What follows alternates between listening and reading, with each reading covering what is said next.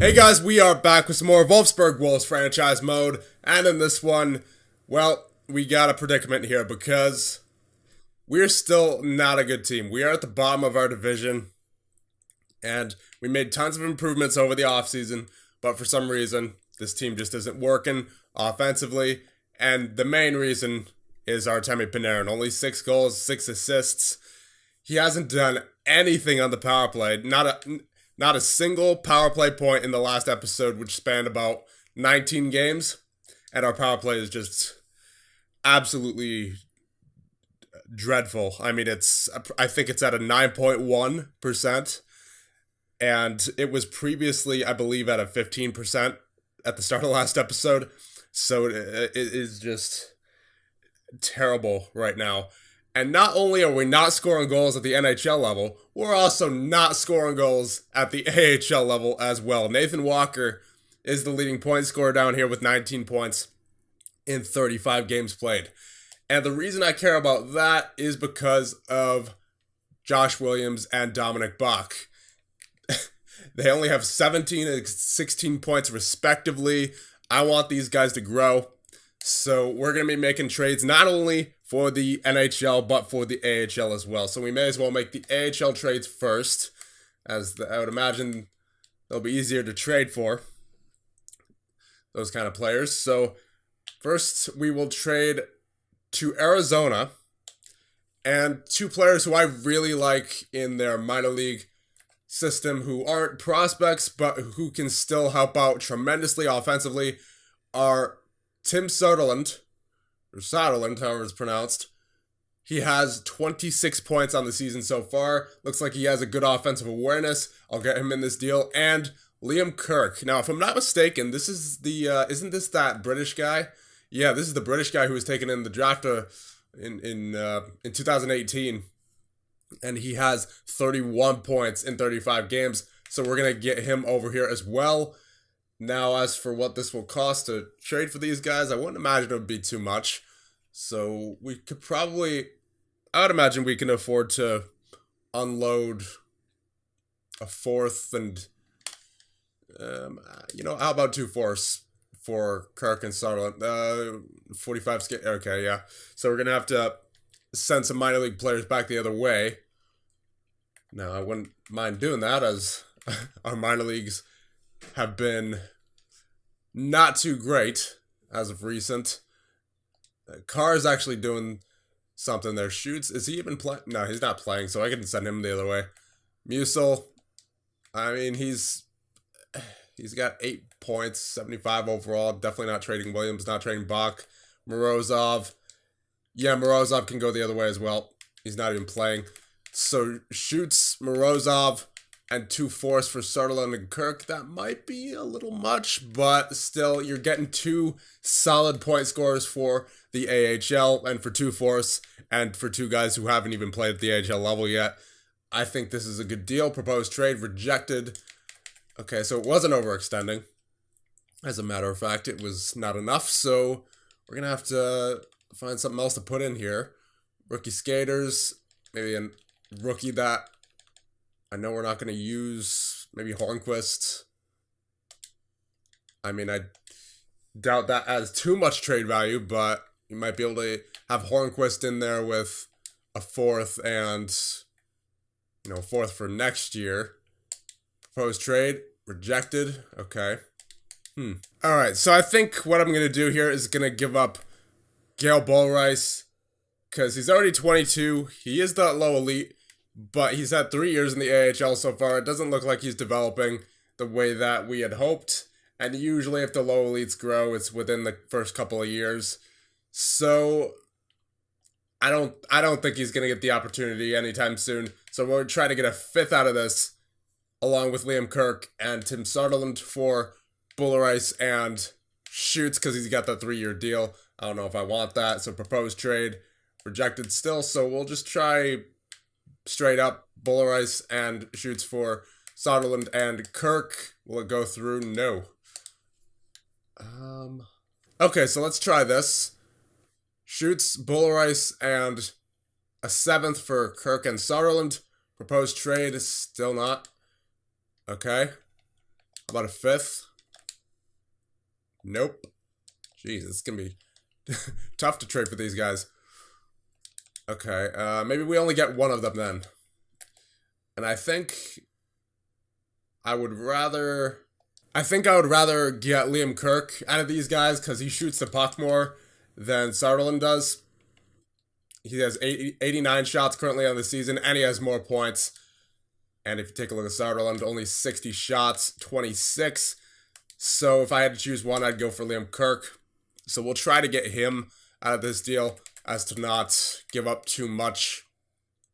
So let's take a look, see what we can unload. Okay, so what I'm going to try now is Bolerice, Hornquist, and Schutz for Kirk, Yannick, and a third. So we'll try this. Proposed trade accepted. Very nice. So there's one done. And now next trade will be with the New York Rangers. And this is going to be another minor league trade just to help out with our scoring down there. And we'll be trading for Kalen Addison. At least they want to give him up here. He's a 74 overall. He's a minor top 2. But he does have a lot of points here. That's the key. We don't have any offensive defensemen in our minor leagues. As you take a look at our current defensive core, you know, Mason, 79, but not an offensive defenseman. White Cloud, two-way defender. He's not going to be getting too many points. Vertanen has the most points out of anybody defensively down in the minors, and he's a defensive defenseman. And then Fallon is our backup defenseman in the NHL, and then another defensive defenseman in McDermott. Kyle Wood, defensive defenseman. Kundertek, defensive defenseman, or well, two-way defender, but doesn't get a whole lot of points. So we are going to be attempting to go after Addison, and the good thing is the Rangers want to give him up. So if I gave up, I'm going to see if I could trade a second for Addison and a third.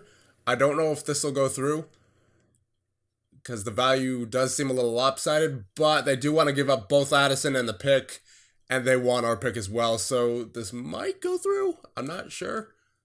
Yeah, I didn't think so. So we'll try something else here. We'll see if we could get 2 force back. Proposed trade? Nope. All right, we'll see if we get 1/4 for a second and Addison. Proposed trade? Nope.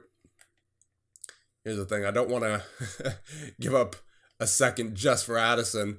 I mean, I know he's only 22, and he's an offensive defenseman, and he could make the NHL, but I'm not going to bank on it.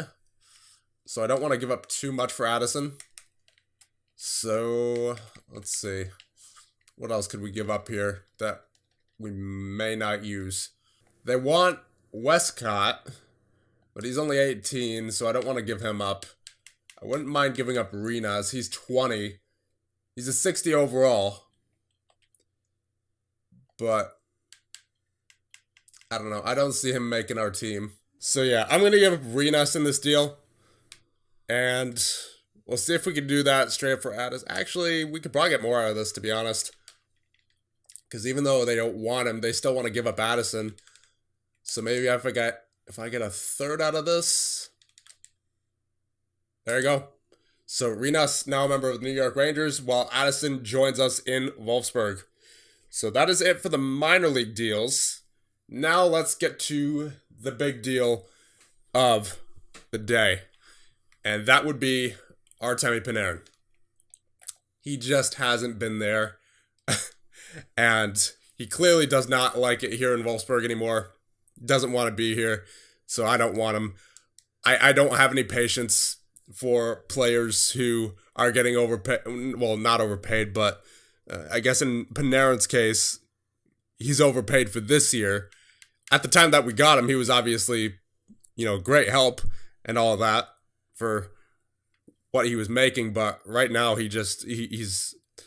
It would be more worth it to trade him for a first-round pick and a depth player than to keep Panarin on the team right now. And that's exactly what we're going to do.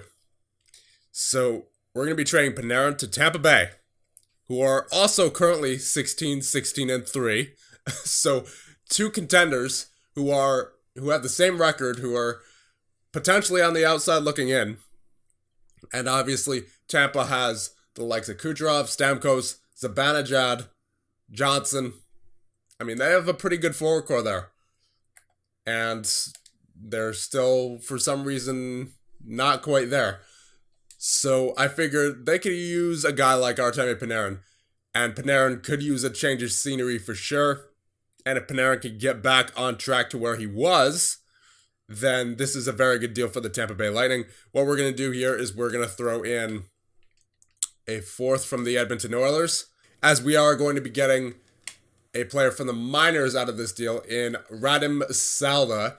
He is a two-way defender, but he gets points in the AHL, so he can help out there. What we're also going to be getting is a first-round pick, Tampa's first for this year, and that's not it. We are also going to be getting a forward to replace Panarin, and that would be JT Miller. He's 29 years of age, 84 overall. He's a second-line forward, and he is on a 5-year contract currently. So, is it a long contract? Yeah, but it's not as bad as Panarin's is right now, given that Panarin is on a 4-year deal, and he is still making 9.5, as JT Miller is making 5.6 for the next 5 years. So it's definitely a better bargain than what we're getting right now with Artemi Panarin. Miller currently has 20 points, plus 9, 87 shots, and he looks like he can help us out more than Artemi Panarin is right now. Consistent 100 hit guy, and he's got a pretty good ratio on each and every one of the sim years. I mean, besides this year so far, 20-19, but that's like a good spot, I would say. He can recover from that. So we'll get Miller, and Wolfsburg would have more than 45 skaters. Okay, so we're going to have to add just a fill-in player here. And that may as well be someone like Goddard, who we just got, or you know what, Morozov. I was going to give him up in the other deal. So, yeah, Panarin, a fourth, and Morozov for a first, Miller, and Salda. Will it go through? Yes, it will. There's not too much to deliberate about this. Well, here's the thing. The computer obviously doesn't take into account struggling players, and Artemi Panarin is definitely one of them. So hopefully Panarin can get back to form, and he was great when he was with us for a few years there, but he definitely needed a change of scenery. I like the return we got. We got a first, we got Miller, we got depth scoring for the AHL. Can't complain too much. So I'm going to go edit the lines real quick, and I'll be right back. Okay, so here are the new lines for the AHL. We have Kirk with Bach and Williams, and then Walker with Wright and Carr. And Turco still down there with Quinn and Fazliv. And on defense, now we have Salda with Virtanen, and then McDermott with Addison, and then Mason with Kondratek. Kondratek is a minor top 6, so I figure he will benefit from playing down there on the third pair. So the defense down here is looking much better, as hopefully the AHL could get it going scoring-wise, and hopefully we can too in the NHL. First line is now JT Miller with Derek Brassard and Radulov. Second line stayed the same, Aho, Point, and Homer. That's basically our first line at this point. And then the third line will be Mayer, Pajot, and Furland. And then the fourth line, Lucic, Steen, and Brown. Defense didn't change. Power play, basically Miller just filled in for Panarin everywhere. That's basically the only difference. And then Schneider and Dell in net. Now, what we may need if we're making a push for the playoffs here, which we are, would be another Derek Brassard or even Braden Point type center. And Jorg Aho is definitely going to be growing into that type of center. But the thing is, right now, just given the depth that we have, or the lack of depth that we have at center, I feel like another center like that would really help. But for right now, I just want to see how this team simulates. And then if this team can prove that it's still in the hunt for the playoffs, then we'll make a trade for a center like that. But for right now, we're just going to have to go ahead and actually, before I simulate any further, so I'm going to make sure that the scouts are assigned and doing things as opposed to just slacking off. So I will see you guys in 1 second. All right, so here we go. Simulation time. Let's see if this team is still able to contend for the playoffs. So we're going to go month by month, and we'll see what January brings us. Final game of December against the Oilers. So Maddox Homer is fully healed and available to play. Okay, I don't remember him getting injured, so we're just going to continue here. We are currently 17, 18, and 3. As I believe that first game there against Edmonton was a loss. So there you go, 5-2 against Tampa. 3-0 against the St. Louis Blues. There you go. Okay. Philadelphia, 5-3 win. Okay, the goal scoring starting to come alive. Now without Artemi Panarin. 5-1 against the Rangers. There you go. Okay, I'm liking what I'm seeing so far this episode. 2-1 loss. Don't like to see that, but, you know, you're always going to have the off game once in a while. But rebound there against Detroit and Columbus. Okay, solid game against Detroit. Columbus, he got 3 goals. So the offense definitely has been better without Panarin, oddly enough. And replaced player for the AHL. And Nathan Walker, everyone's getting injured now. Jeez. We'll check the scout rankings later.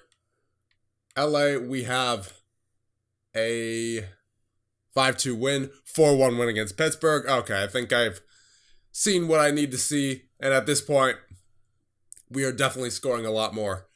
4-2 loss against Calgary. No big deal. As long as we can continue scoring consistently, we should be good to go. As defense, we will get, who was it going in? It's Salda. Right. Yeah, because he's one of the point-scoring defensemen there. And then Goddard is currently in there for the injured, what's his name? Nathan Walker. So we'll get Musil in there. Here's the scratch for Liam Kirk. And yeah, we'll continue on with the simulation. Nope. No trades at the moment. Winnipeg. Derek Brassard. Yeah, broken nose, February 14th. Replaced player for right now, but we're definitely going to have to consider trading for a center now, especially since this team has proven that it can score now without Artemi Panarin. 3-0 win against Winnipeg. And since we have done that, I think a trade for a center would be the right idea. Because we seem to be moving towards the playoffs. St. Louis is out of it at this point. But we're still right in it with Minnesota and Winnipeg and even Dallas and Colorado. The Central Division isn't that strong, gotta be honest. I mean, Nashville is in first with 63. Then it goes to Colorado with 60. Then Dallas with 57. And then Minnesota and Winnipeg with 55. So we're very much still in this race. And Vegas has 54. So they could be contending as well. But so yeah, it's definitely going to be a tight race towards the end of the year. But I think as long as we stay consistent with being able to score goals, we should be fine. And oh, jeez. Christian Folin. Yeah, we definitely need to trade for another center at this point with Brassard out. Because we are definitely not having Christian Folin as our first line center. Okay, so here's a trade I think we could do. A second from Buffalo. The second we got Sherry from. Or the second that we traded Sherry for, rather. And then Berard and Goddard for Gino Malkin from Detroit. Now, they want to give up Malkin. And, yeah, he's old. And that's kind of been an issue that we've had recently, is getting a lot of old players. But he is the only center available in the market who is as cheap as he is, who could also play a top-line center role. And he's going to be great while Brassard is out. And even when Brassard comes back, he's still going to be great because he's still going to be our first line center for the rest of the year. So I'm hoping that we can make a nice push for a playoff spot. And once we get in the playoffs, obviously make the push for the cup. And then after this year, we'll reevaluate. And, we're probably going to have to move on from Gino and Radulov and most of our veterans, actually, maybe even Brassard. Probably Lucic. We have a lot of old forwards. But I feel like this is definitely a guy who could help us out right now. And, we're in a position now where we're scoring goals. So getting Evgeny Malkin will definitely help us out. Proposed trade.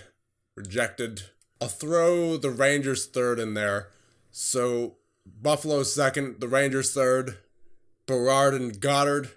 From Malkin, proposed trade accepted. There you go. All right.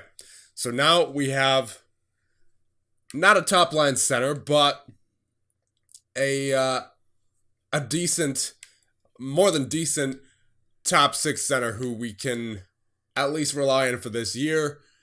So now the first line is looking like Miller, Malkin, Radulov.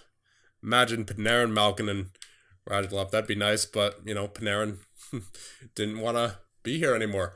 Then Aho, Point, Homer, and then once Brassard comes back, it'll be Mayer, Brassard, Furland, and then Lucic, Steen / Pajot, and Brown.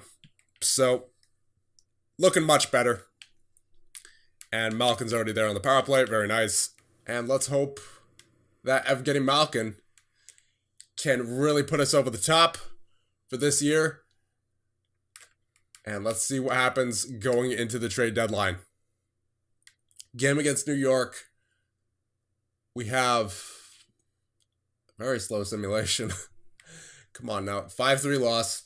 You don't like to see it, especially going after that playoff spot. That's not the thing you want to see coming off of a trade. But there's a solid 4-1 victory over Florida. So as long as we can have a decent month here, I would say we're still in a good position. Walker's fully back. Man, all these injuries.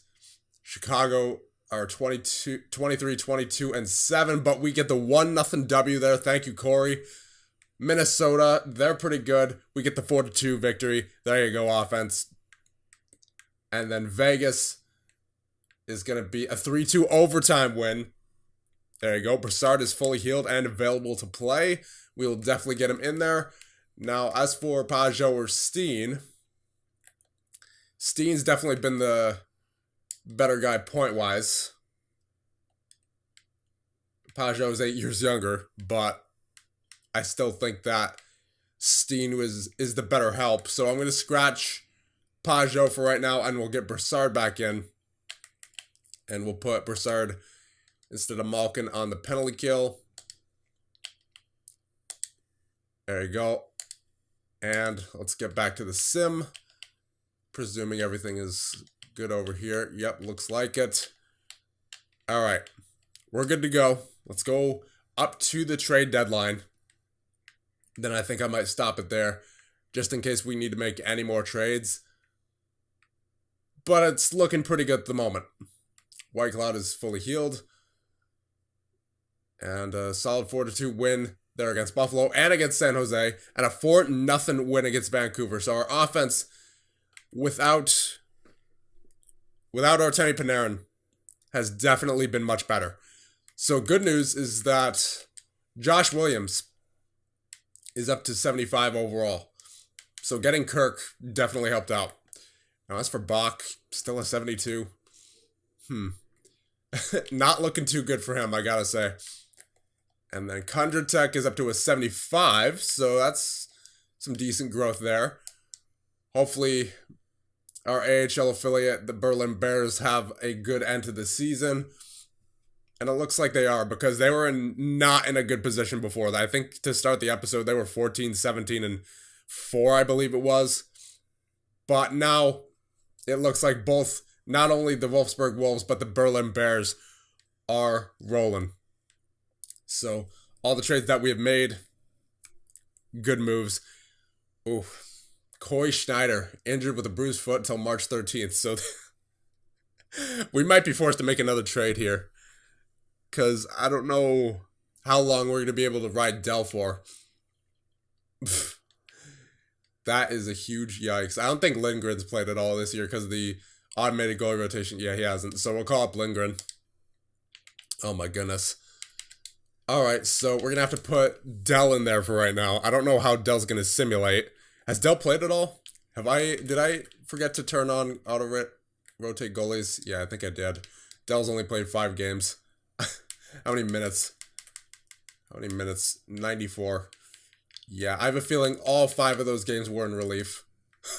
So, I'm going to check on the automated goalie rotations real quick. After we finish this. Sandstrom, get in there.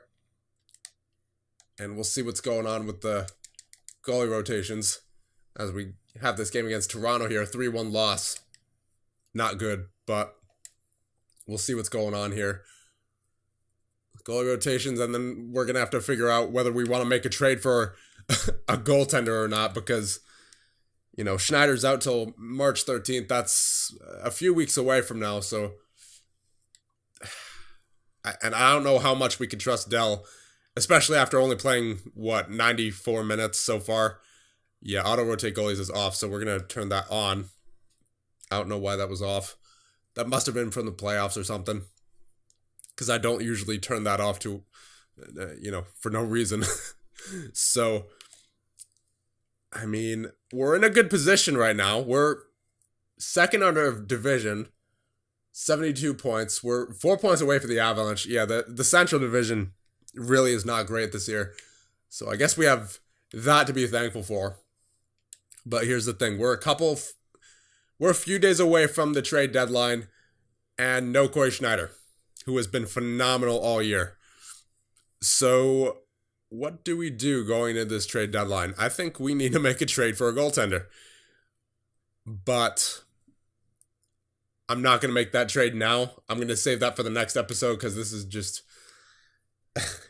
this team is kind of all over the place with the injury. First of all, with the non-production of Artemi Panarin, and then with the injuries to Derek Brassard, forced us to trade for Evgeny Malkin to get another decent center, and then now the injury to Coy Schneider might be forcing us to trade for a goaltender.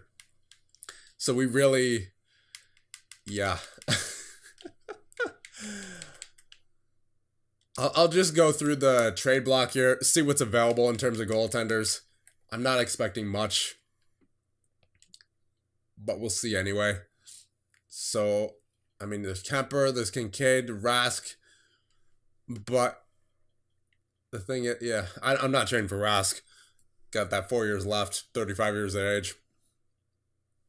The thing is that we would need a starting goaltender, so we would have to hope that any team who is willing to give up their goaltender has more than one starting goaltender on them, and it would make sense to actually trade for that goaltender. And I don't feel like that's the case for any of these teams, as we've seen multiple teams without even an 80 overall goaltender here. Yeah. Not looking good. 83, 86, 84. Okay. So maybe Anderson. 41 years of age. But he's only on a 1-year deal, and he'll probably retire after this year, to be honest, anyway. So maybe Craig Anderson. Wouldn't be a bad idea, but he does have an 890 save percentage. So again, I'm not going to make this trade now. I'll leave it up to you guys. But if it comes down to it, then Anderson might not be a bad idea. We're obviously not going to get this guy. Cam Ollie, franchise. No chance of that. But Anderson might be our best option here, regardless of what we come across next. Just because he's an 84 overall, we might be able to trust him in the playoffs as well. Mrazek, no, because here's the thing. I want to make sure that it's a team that can afford to give up an 84 overall goaltender, you know? And it seems like, what was it, Ottawa? is the only, yeah, Ottawa's the only team that I think could afford that, given that they have Ollie. So, you guys let me know. But it's looking like we're going to have to make another trade here for a goaltender. So, I guess in the next one, we'll make that trade, presuming we need it. And I honestly, I think we might, just given that we haven't seen much of Dell this year. And we're looking to make a run. And, of course, Gino's already a 83. But, again, it's only for 1 year. So, it's not like it's hurting us too much. You know, the veteran experience definitely helps there. This has got to be a year where we make that push for the cup, because we got Schneider, who's obviously injured right now, but, you know, he's playing tremendous, and he is in the waning days of his career. Same thing with Evgeny Malkin, same thing with Radulov, same thing with Brassard, same thing with Lucic, Steen. So basically half of our forwards might be retiring after this year, so we really have to take advantage of this year. And let me know in the comments what we should do, and I'll see you guys in the next one.